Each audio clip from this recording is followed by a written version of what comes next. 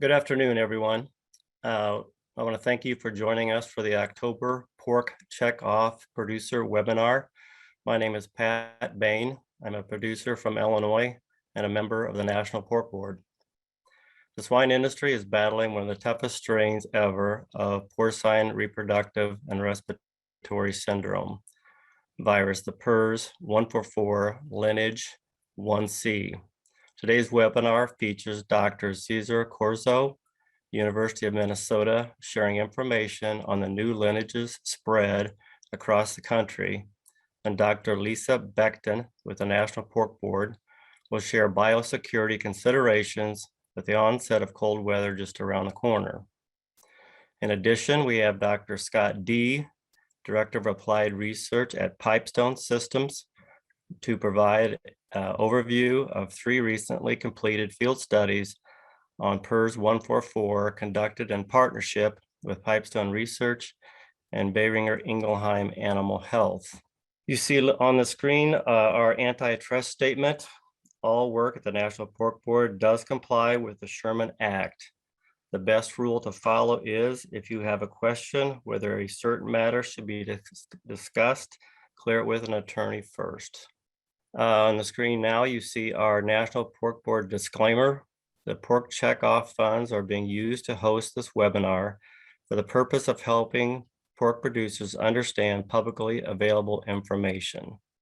All views expressed by the guest speakers are theirs and not those of the National Pork Board. Now I'd like to turn over the webinar to Dr. Corzo from the University of Minnesota. Thank you very much, Pat. Good afternoon, everybody. I would like to thank the Pork Checkoff for this invitation to share this information about our studies with PRRS 144 Lineage 1C. So we go to the first slide. Actually, the next slide. I would like to first thank a large group of people that if it wasn't for their help, for their sharing their information, we wouldn't be talking about this. And it's basically those participants of the Morrison Swine Health Monitoring Project, together with my team and the team of collaborators that we have within MSHMP. I would also like to acknowledge Schick, who provides our funds, the funds for our project, and then the 3 diagnostic laboratories that you see on this slide. So for those of you that are not familiar with the Morrison Swine Health Monitoring Project, it's what I call a voluntary project by producers for producers, which is basically 38 companies that I'm just showing here by depicting company A to E that have shared with us farm location, type of farm characteristics, whether they're filtered or not, their health status, and they have kindly agreed to give us a weekly update on whether their health status of those farms has changed, whether it's an outbreak or whether it's reaching instability or eliminating a pathogen. So what we do on a weekly basis is we get all that data, we bring it into the database, and then the MSHMP team conducts some data analysis that ends up generating 3 outputs. One of them is continue to prepare the database, which is basically getting a database ready in case there's a foreign animal disease emergency. We also produce weekly reports that get sent out to the industry, and we also conduct research. So in this occasion, I think we're going to fall into the research arena. So all this started during the fall and winter of 2020, when producers and veterinarians started telling us that they had been seeing this event. Well, that event went all the way to spring and summer 2021. Basically, what happened is that there were simultaneous outbreaks, PRRS outbreaks, of course, in a specific region.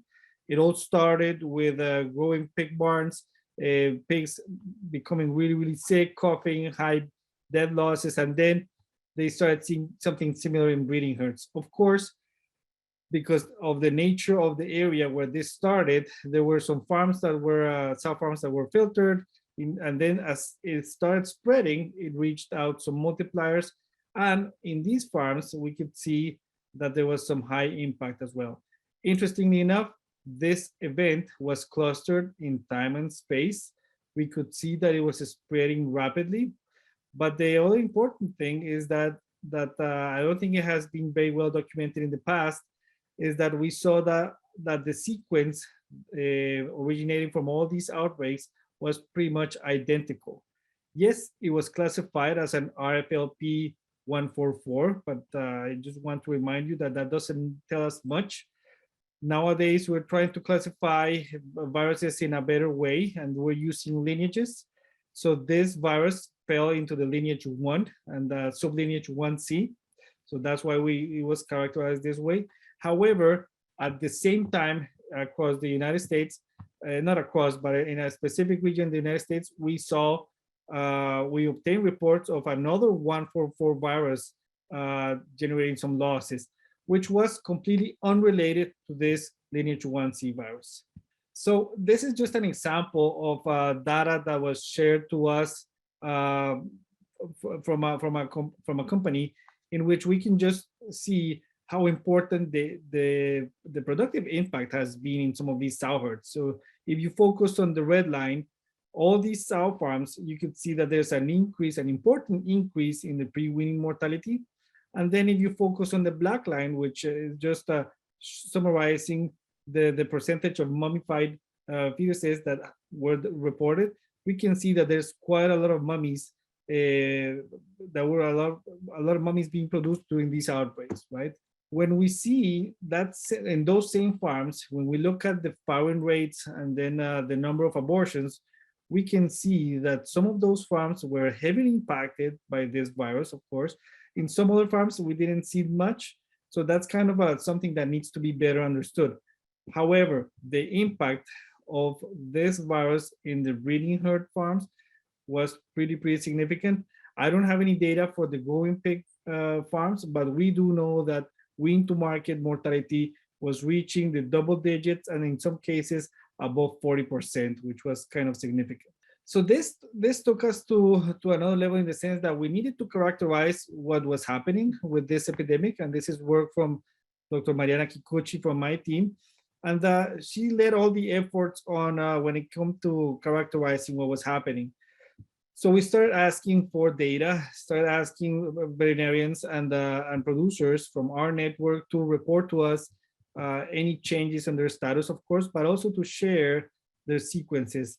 And up until a certain moment, we were able to see that 284 sites were affected. Of course, this number is underestimating the real impact in the whole region or in the whole country, just because we don't have all the farms included in our database. Interestingly enough, of course, we had a mixture of breeding herds and growing pig farms. But if you look on the right, on the blue panels, you'll see that there were those sow farms that broke with this virus had different statuses, right? Some of them were vaccinated, some of them were not unvaccinated, some of them already had another virus circulating. So we saw all the variability that we could ask for in that population. Now, we don't have the right number today, but we feel like this virus may have reached more or less 250,000 sows, maybe more than that. It's kind of underestimated at this point. And when we talk about the growing pig farms, again, it's hard to estimate, but we're talking about at least 500,000 pigs that were infected or impacted by this virus. This number, of course, does not reflect the reality, in the sense that nowadays we continue to see more infections, and this virus continues to spread. Even though the number of cases seem to have gone down a little bit, we still need to wait what's going to happen during the fall. And this brings us to what we call the epidemiological trend, or the epidemiological curve. We do know that this strain had been around for a while, right? If you look at this graph, in where we summarize the number of sequences per week, per calendar week, we can see that at the beginning of 2020, we can see in week 2 and 4, this sequence had already appeared. It went silent for a while. We saw it in the summer of 2020. And then at the end of the year is when the whole mess started. Interestingly enough, those first few cases, there was a sow farm that they went to the break. They thought it was a regular first break. Very responsibly, they eliminated that strain from that sow herd. And but then nothing happened for the next few months, until we reached that fall winter of 2020, 2021. That's when we saw the first wave, followed by the second wave very strongly at the end of the winter, beginning of the spring into the summer of 2021. Next slide, please. When we look at that same data from a map perspective, we can see that most of the cases are clustered in southern Minnesota and northern Iowa. Of course, this is just a summary of all the cases, but I wanted to point out that at the same time we had that same strain, we had other PRRS strains circulating, right? And that's when we see the mixture of the purple dots being the purple dots lineage 1C affected farms, surrounded by the yellow ones which were other strains, and surrounded by those that had not reported any PRRS in that same window of time. So we're always having a mixture of positive and negative populations, and within the positive, we have different strains circulating at the same time. Nothing that has been seen before. So this is just to show you where the cases have been reported. We do know that this virus continues to move across the Midwest. We have seen it in more states than what we're seeing here. It's just that we don't have those farms in our database. This is when the team led by Dr. Kikuti started asking a lot of questions. I started asking questions as far as why is this virus spreading so rapidly, or why do we think it may be spreading so rapidly? So that's when she decided to go ahead and conduct what we call a case control study, in the sense that we wanted to compare the occurrence of lineage 1C versus other strains of PRRS, right? Just to see if we could pinpoint any differences from a transmission standpoint. So within the analysis, a lot of farm characteristics went into the analysis, in the sense that we wanted to include all the breeding and growing farms or growing pig farms that were affected by any kind of PRRS, whether they will filter or not, whether they were using feed mitigants. We also asked for the way they were handling the mortality or the manure during that time, any maintenance events that had occurred very close to the outbreak, and many other questions that may have been related to transmission. We couldn't find a specific, or we couldn't find one factor that kind of explained why this strain is spread so readily and so fast throughout those regions. So we couldn't pinpoint a different transmission route if there was one, right? So that, which is kind of a good thing in the sense that there may not be another one. Maybe it's just the same transmission routes, but it was just better at transmitting. And this is where we start continuing to mapping. And of course, in your screens, you may be seeing little dots. We did that on purpose just to try to prevent or avoid people identifying specific farms. But what we wanted to show with this map is that the lineage 1C farms are very close to negative farms, or those green farms that you see on the map. But also there's some yellow dots in there which are representing other strains.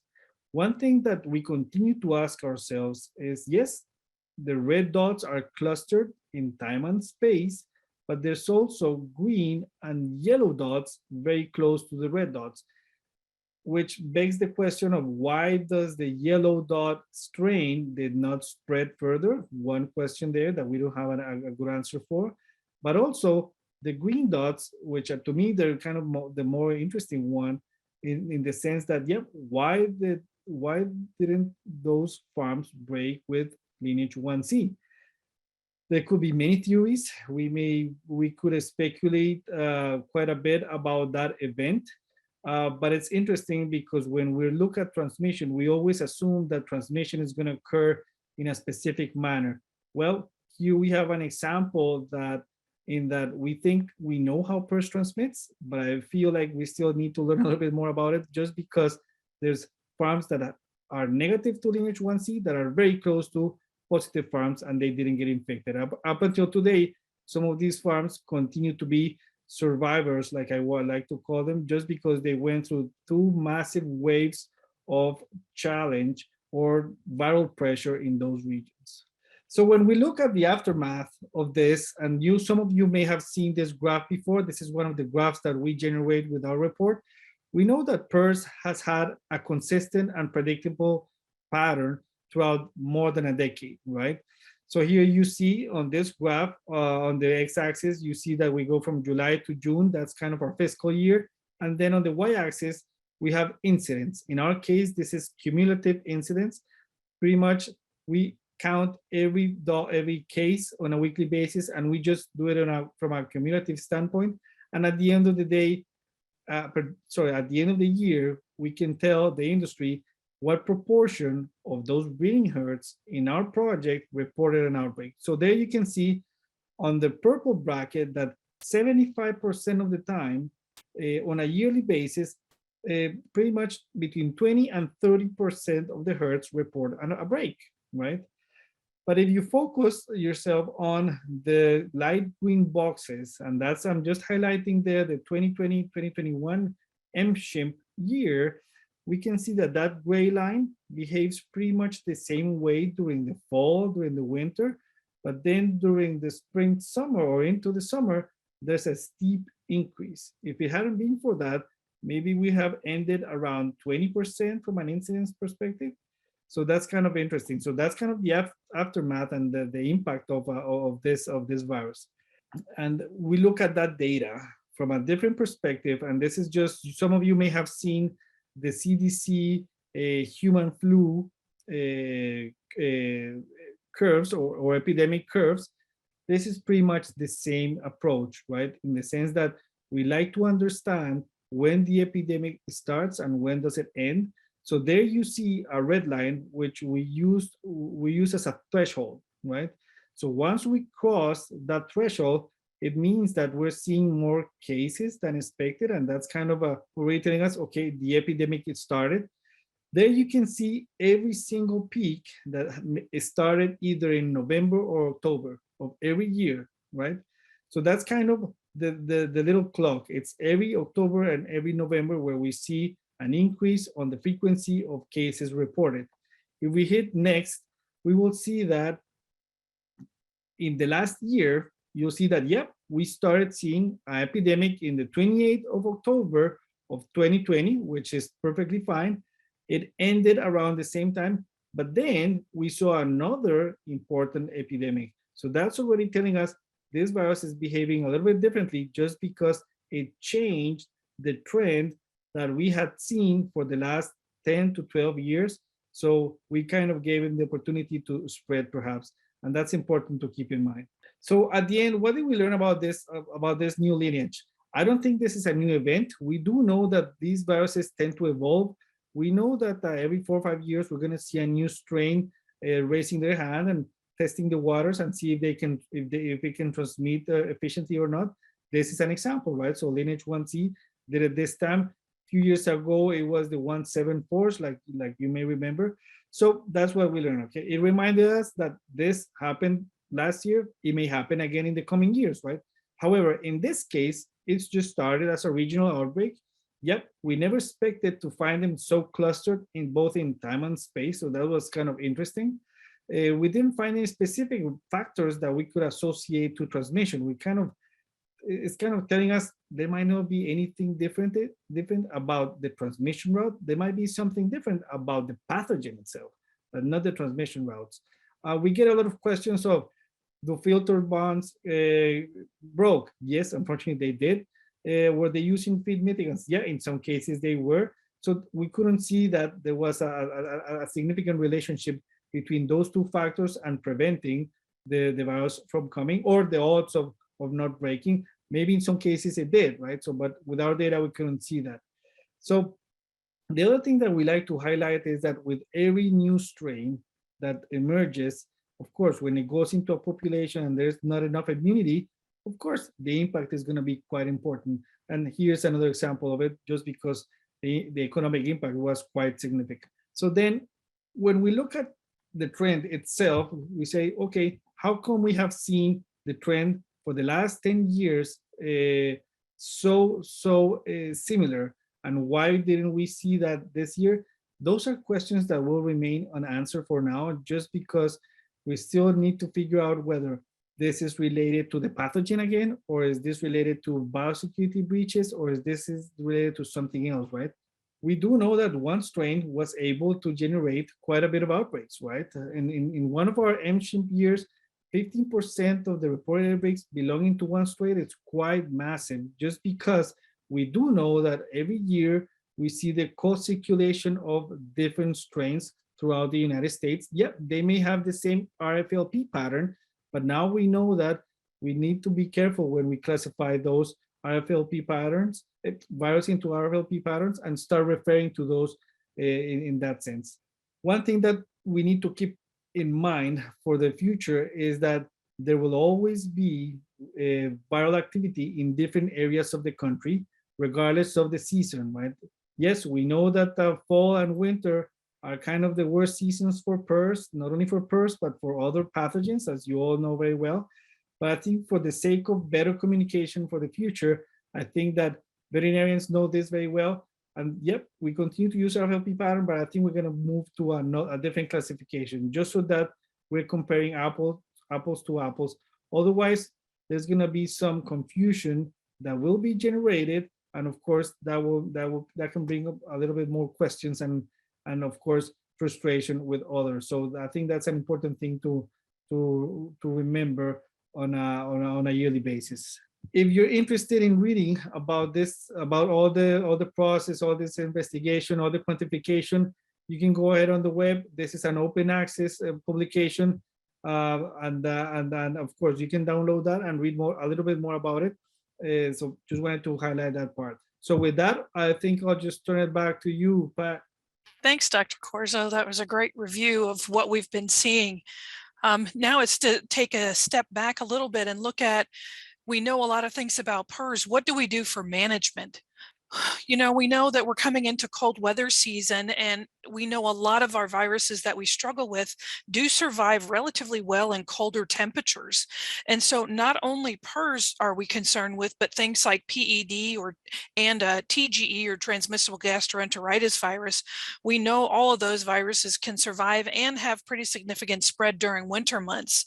So it's really important to try to prepare and do things that we can to reduce the risk of spreading any of those pathogens. So some of the things that, you know, when we talk about what is cold weather biosecurity, or at least some cold weather things we should do, one of them is obviously to winterize barns. And if we can minimize temperature swings in barns, make sure fans, heaters, curtains are all in working condition, there's no holes, rips, or tears, being able to mitigate any kind of temperature stress on our animals really is going to be important to help keep them healthy in the winter season.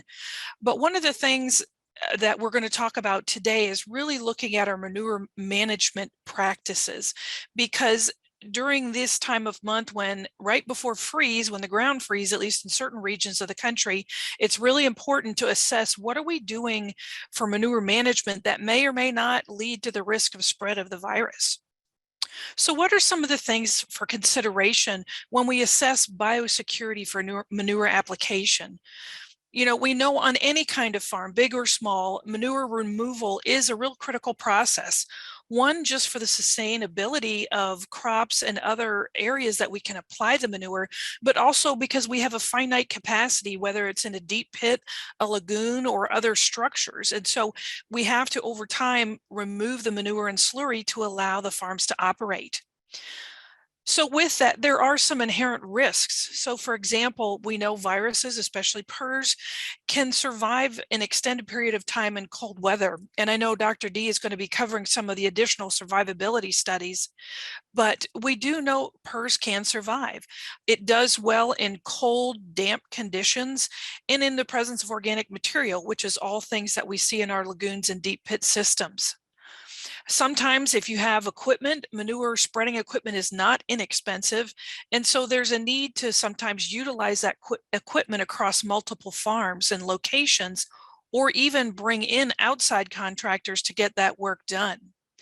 The other part was we do have both personnel and equipment in very close contact with our farms, sometimes right up next to the barns. And a lot of times these personnel may go to other farms. They're outside the unit, and they're outside of our secure area where our folks in the farm are taking care of our pigs. So when we look at the application, physical application itself as a risk, there's many different methodologies of how to remove manure and then spread it out onto the surrounding ground. Things like traveling guns and even center pivots can aerosolize the liquid manure component, and that's where PRRS can survive. And so therefore that aerosolization of that liquid manure can run a risk of spreading disease. Spraying too close to the barns or even having backsplash can also spread disease, because if personnel have to walk around in treated ground and then go by the unit, say around feed bins or other areas, depending on where the ports are, sometimes farm workers may walk over that same ground, go back into the unit, and could potentially spread disease. So it's really important to understand some of the boundaries of applying manure very close to the farm. Other routes of transmission is very similarly that we've talked about other biosecurity, is just through the spread of personnel, equipments, just like the example of a farm worker having to go check a feed bin and maybe walk across an area where something has been splashed up or manure has been applied. And so all of those things lead to a risk of disease transmission and spread. So one of the things that is really good to do, and you'll see the same terminology when we talk about secure pork supply through other webinars, but creating a line of separation is really, I think of it as an imaginary line that segregates our caretakers and pigs from everything else that's going in on the farm. Because ultimately we want to protect the pigs, the health of the pigs, and we don't want to have anything enter the barns that is not wanted. So for example, in this picture, you'll see the yellow line is outlining the boundaries essentially of this particular farm. And so for anyone to come into the farm, there are or should be some steps, such as having a clean vehicle free of dirt, debris, manure, before it enters into the main farm road and can access the farm ground. You'll also see a red line surrounding each of the buildings. That's another line of separation that segregates the pigs and the caretaker area from the area within the farm boundaries. And that is a point that people must do certain things to cross. So for example, if folks go into the farm, they may be required to change footwear and change clothing, or at least don coveralls, to protect the pigs from anything that could be carried in from the outside. And so this is just one farm, but it's going to be farm dependent on how you look at your farm, where the areas and risk areas are. But where this also comes into play is when you bring equipment into the farm. Are there multiple entries and exits that could allow separation of personnel that are managing manure versus your personnel that are having to go in and manage the pigs on a day-to-day basis? If you can have that type of separation, that's also going to add in one more step in your biosecurity to prevent diseases from entering. So some of the things that I've always assessed over the years when looking at manure spreading and application is to have some type of established protocol for downtime and tracking of both people applying manure as well as equipment. And this is important, especially if you're utilizing that equipment in that personnel group at multiple farms or locations.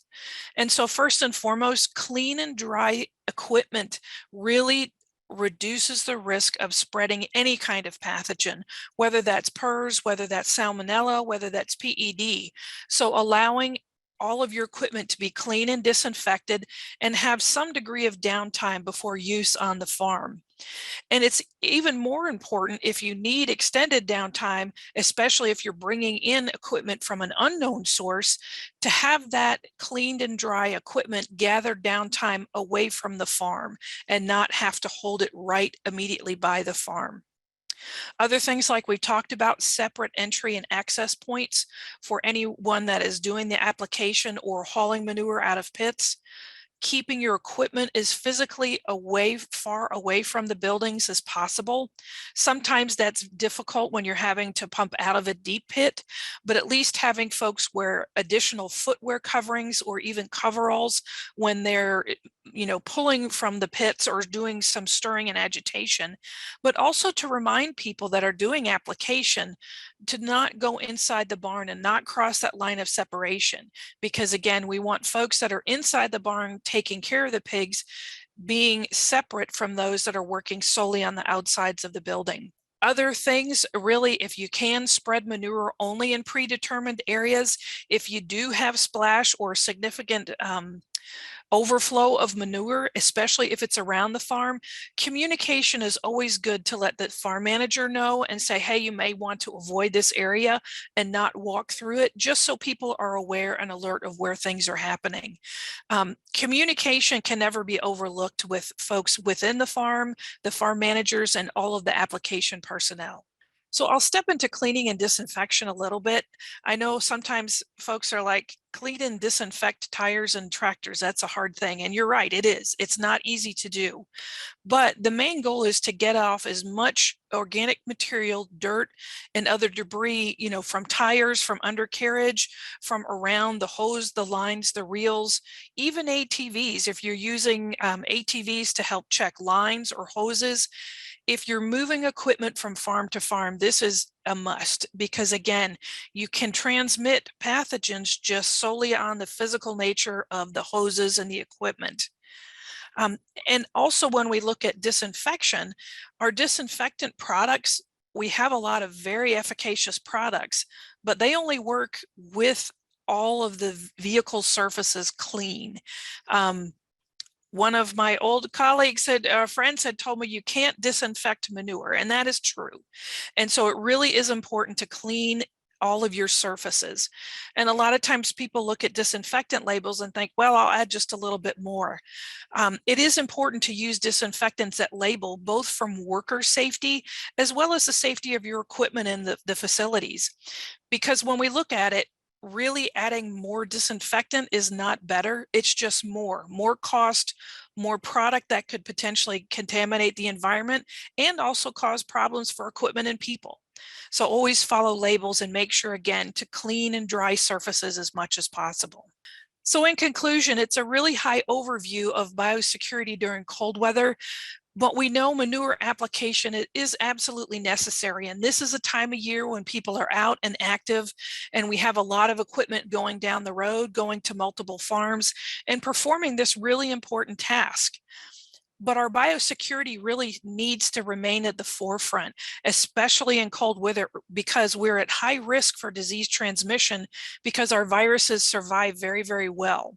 And so there are basic things that can be done that don't need to be complicated, but practice making sure that people wear additional coveralls and footwear if they're near a barn, keep your equipment clean and dry, have downtime if you have to move between systems, and always keep that line of communication open between the folks that are doing application and the farm personnel.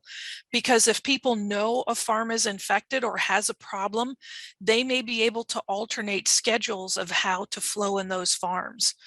So this is just, again, a very brief overview, and more resources for this are available at porkcheckoff.org. Thank you, Lisa. Great job, Cesar. Thanks to the Pork Board for the invitation. I'm going to tell you a little story. It's a good story. It's got a happy ending, and we'll talk about this virus from our perspective. This is called a rapid response to a national crisis. This was a team effort between our research group and Boehringer Ingelheim Animal Health. I can't thank BI enough for the support they gave us during the study, but you'll see why we call it a rapid response in a minute. Well, the situation, let's back at, say, Expo time, from our perspective, was this virus had emerged. Cesar did a nice job of showing the story behind this virus, but the industry was really in a panic mode. And there were some observations from the field that this is the worst strain of PRRS we've ever had. Vaccines don't work anymore. Biosecurity protocols don't work. And we were seeing some interesting things like summer infections in regions of low density. But what worried us at Pipestone was people were giving up. There was a defeatist attitude in the industry, and that's not normal for pork producers and swine veterinarians. We're usually quite the opposite. So we needed some action. So we have a really fantastic chief veterinary officer. His name is Dr. Joel Neerum. You might know him. He basically said, hey, we need some help here. We need some answers. Can we do a study and get some data on this thing? Is it really as bad as what everybody's saying? So I went to work with our statisticians and our director of research operations, Roy and Dan, respectively. And we basically designed a study in about a 2-month period of time to fit into some space in our research barns between July and September. And so this was really ironic because our barns are never empty, but here we had some time. We had 4 rooms in our biosafety level 2. We had some space, and we had 2 weeks in one of our wean to finish research barns. And then we reached out and asked if Boehringer would join the team. Dr. Sponheim, Dr. Phillips, and Mr. Rusvold came on board, helped us with the study and the cost sharing because we didn't have time to write a grant. We were working in real time. And then we reached out to Dr. Monsi Tonemare and Dr. Corzo at the swine group at the U and said, gosh, is this something we could maybe present at the layman conference? So we basically set up our research questions on these field observations. And I'm going to go real high level on how we did this, and we can get more details if you like. But the first observation was this is the worst strain of PRRS virus ever. Well, let's see. Let's take PRRS virus 144 lineage 1C, which we recovered from one of our farms and sequenced it and looked at it to be sure it was exactly the right virus. Let's compare it to another virus we've worked a lot with in our research laboratory, the PRRS virus 174, which prior to the 144 emergence was considered the worst strain of PRRS ever. Let's give it to some pigs and see how they grow, how many die, what level of virus replication or load is in the pigs, do they get sick, what's their fever, how often do we have to treat them, etc. I'll show you those data in a minute. And then the other question, their observation was, well, vaccines don't work anymore. Well, let's see. Let's do a challenge study. Let's take 144 lineage 1C. Let's vaccinate some pigs with the Boehringer PRRS Ingelvac MLV product or the Prevacent Elanco product.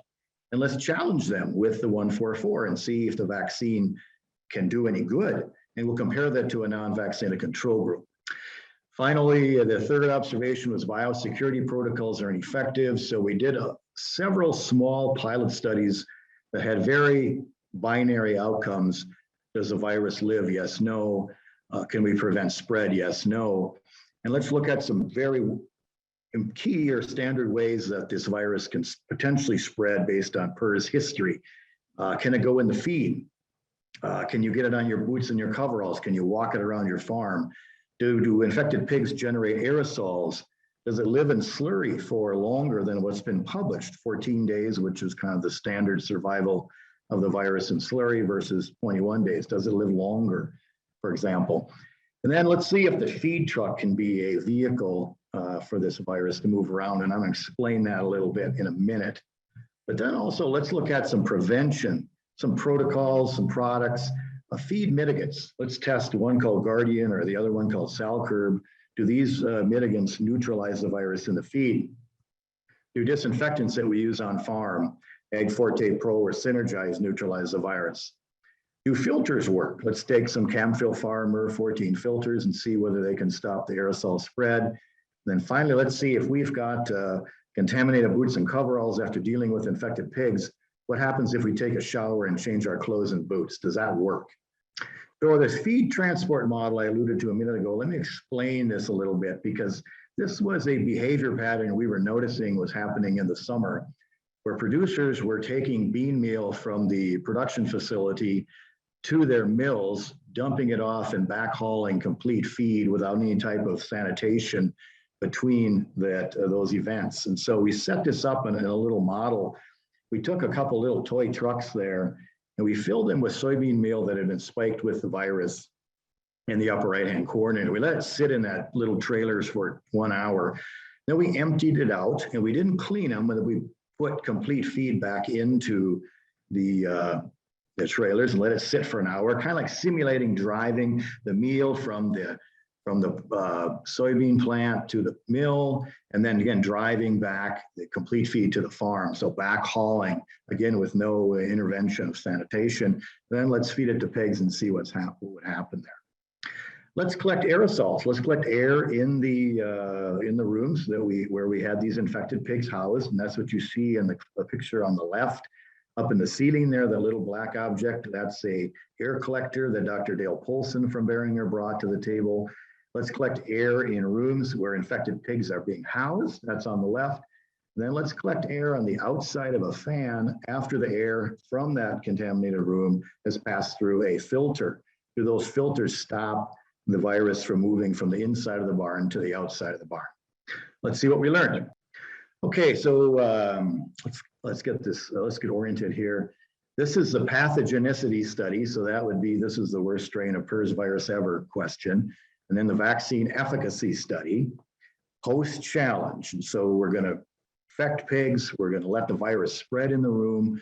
Some are going to be vaccinated in one room, some not in another room. And let's see what happens. So on the left, we've got average daily gain, percent mortality, fever at day 14 post-infection, and the number of treatment events.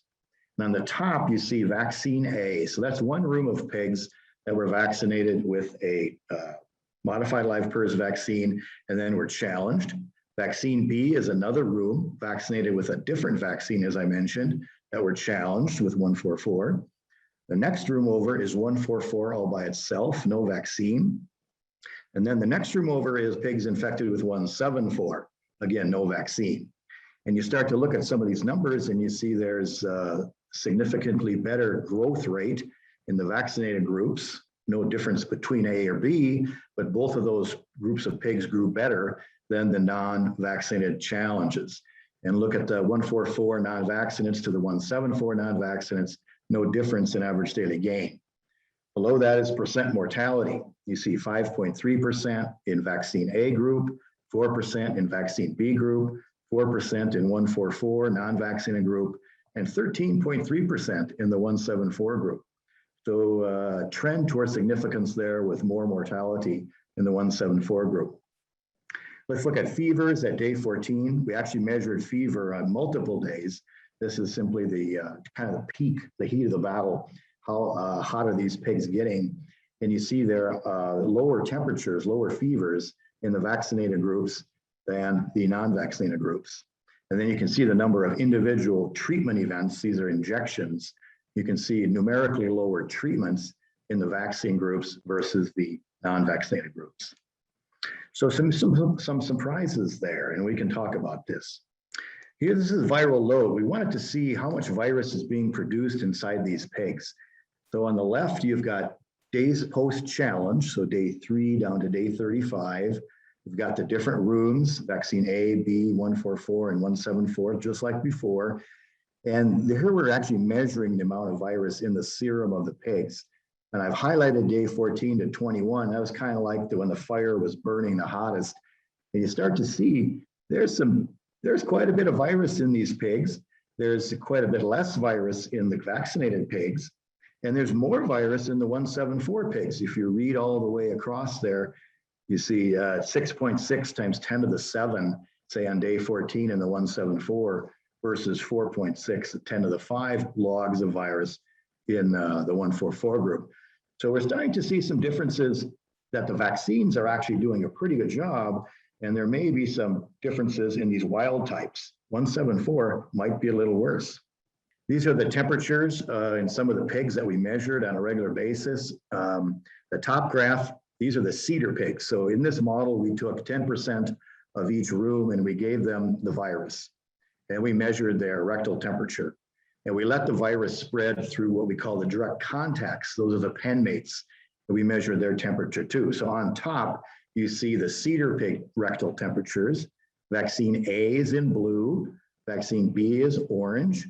144 non-vaccinates in gray, and 174 non-vaccinates in yellow. So you kind of see how the fever spikes at about day 7, it peaks, and then it starts to come down.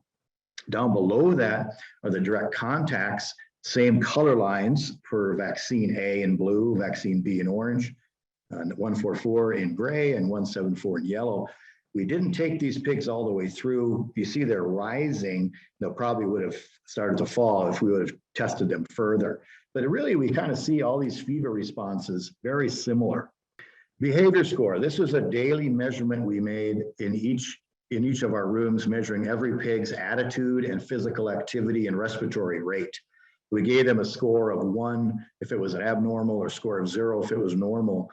So it's a lot of measuring each pig every day, and then getting an average, an average score for their behavior. So you see, again, days post-challenge on the x-axis, behavior score from 0 to 1, where 0 meaning non-affected, so normal behavior, and 1 meaning worst case scenario. A lot of respiration problems, very inactive pigs, real sick animals. And you start to see some differences here again between vaccine A and which was blue, vaccine B, which is orange. You see where those lines kind of meet and follow each other very closely. But then on the 144 in gray and the 174 in yellow, you start to see some separation. You start to see the 174 negative impact on the pigs to be actually numerically higher than the 144. We actually also recorded coughing. Again, Dale Polson, thanks to Dale, he brought in this sound tox device you see hanging there. Every time a pig would cough, it would be counted. And this light would change. If there was no coughing, it was green. If it was kind of medium level coughing, it was yellow. And if the place was really hacking, it would be red. And it allowed us to actually count the number of coughs and chart that over time. That's what you see in these two graphs. You see x-axis is days post-challenge, so time, and then y-axis is number of coughing counts. Challenge is that red bar, and the top graph you see is the two vaccines as compared to the 144. So you see the two vaccine groups, much lower coughing scores than the 144. Down below the graph is the 144 versus the 174. Again, both viruses causing quite a bit of problems, lots of coughing. And then we got to have some pneumonia. So this is a little bit of lung tissue looked at under the microscope. If you've seen a normal lung, there's usually a lot of airspace, so a lot of white. The slide would be much more white. Here you've got a lot of pneumonia where the tissue is very consolidated. It's almost all purple and pink. That means the tissue is very inflamed. There's very little airspace, making it very difficult for the pigs to breathe. And so you see there on the left is an example of a 174 infected pig, and there on the right is a 1.4 infected pig. Very similar pneumonia scores between the two viruses. Biosecurity, what happened? And all those little trials we did, this is what we learned. Disinfectants, both disinfectants worked. After 60 minutes of contact, Ag Forte Pro and Synergize neutralized the 144, but the virus was alive after 30 minutes of contact. So these disinfectants take time. They need time to work. Contaminated feed was very easy actually to transmit the virus through feed. We put it in the feed, we let it sit for an hour, let the pigs eat it, and we showed transmission through feed. But when we mixed the mitigants into the feed, either the Guardian or the Salcurb, both of those mitigants prevented infection through contaminated feed. The transport model that we showed you, where we were backhauling complete feed in the simulation, that worked. I mean, the PRRS virus survived in that feed transport model, and that feed, that complete feed that was backhauled, so to speak, was infectious to pigs. And then survival in slurry, the virus lived for 14 days, but not for 21 days. And the shower in, shower out protocol worked very well. You know, when we went into a pen of infected pigs and did not take a shower, we could easily move the virus from pen to pen. We could find it on our boots and coveralls and hands. But if we took a shower, changed our clothes and boots, we did not transmit virus. Filters were very effective. We did find virus in the air, in the infected room space. You can see the numbers there, but not outside the filter. We did not detect any virus passing through the filter. So in this little model, the filters worked very well. So last slide before discussion. Under the conditions of this study, we felt that the virus that we used, the 174, wasn't worse than the 144 Lineage 1C. This particular variant of 174 was more pathogenic. We felt that modified live vaccines were very effective against the virus, so we need to keep using them per label. We used a full dose and we waited 28 days per label before the pigs were challenged. So we have to use them at full dose. And these biosecurity protocols work. They work just fine. Aerosols and feed may be some risk factors for this virus, but as we showed you, the risk is reduced through filtration and feed mitigation. So basically what I want to say is don't give up. This is a highly pathogenic virus, no question, but we know how to deal with it. We've dealt with these PRRS viruses before. We have all the tools we need to be ready for this fall and getting into cold weather. We just have to keep up our spirits, follow the science, don't take shortcuts, and just keep with faith, because we can handle this virus coming into PRRS season. I have no question about that.